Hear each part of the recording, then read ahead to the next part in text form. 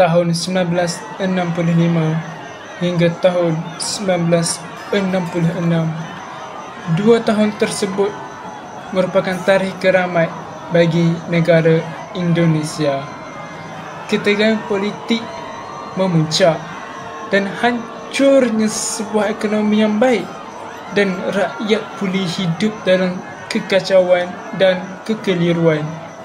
Komunisme yang dahulunya dianggap sebagai sebuah ideologi yang hebat, tapi disebabkan 2 tahun tersebut, ideologi tersebut telah menghantui para rakyat.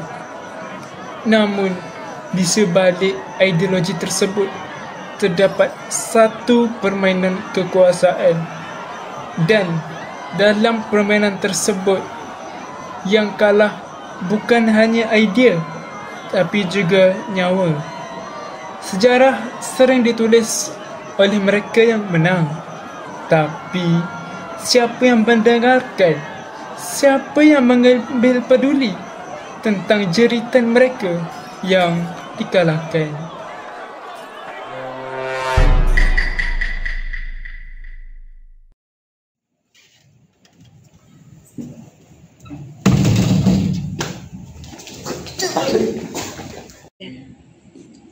September, malam mulai gelap.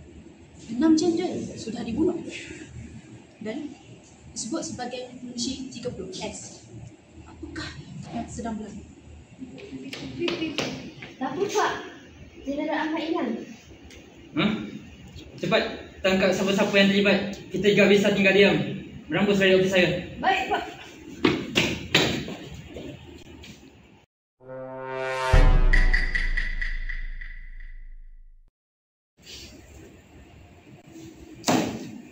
Rakyat Indonesia, bangsa kita dalam bahaya. Kita kena bersihkan bangsa kita ni daripada pengkhianat, daripada komunis.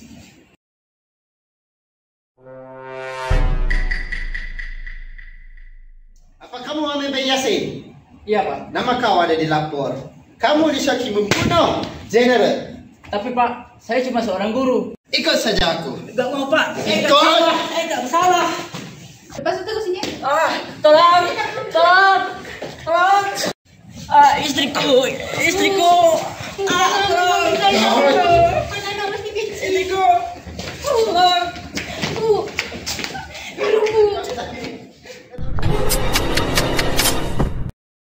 Lepaskan aku.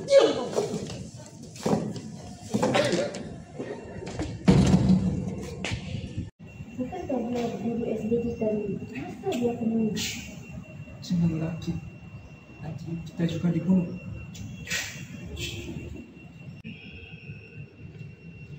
Pemuda dibunuh, ribuan sudah ditangkap, malah mayat mereka telah dibawa ke sungai. Apakah kesenangan daripada babak ini?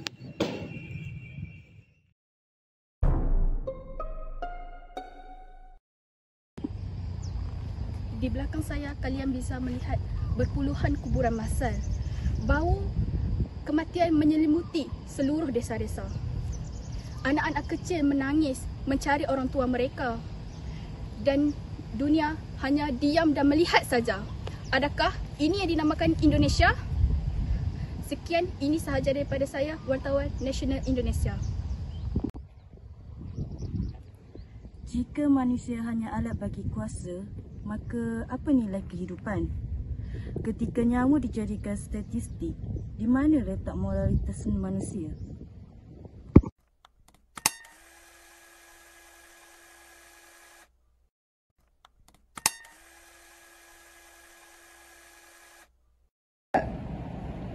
Aku dibunuh tanpa pernah tahu kenapa.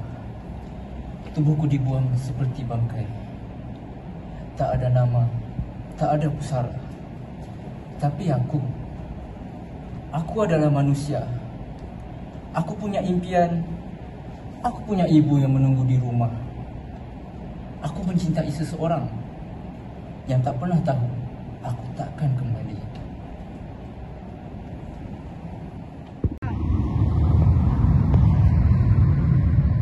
Hari ini kita berdiri bukan untuk membenci, tapi untuk mengingati agar kesalahan sama tidak terulang.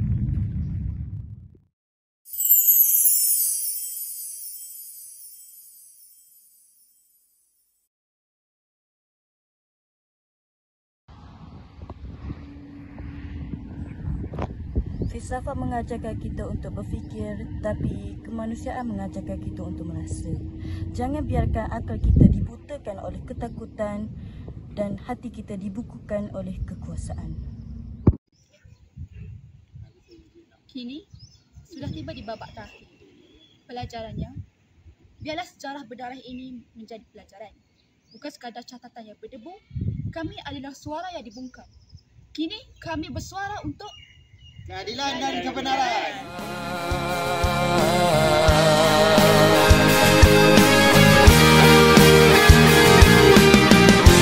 Tanpa rasa takut tak ada keberanian, dan kau paksakan harus bangkit angkat senjata melawan musuh yang tak nampak.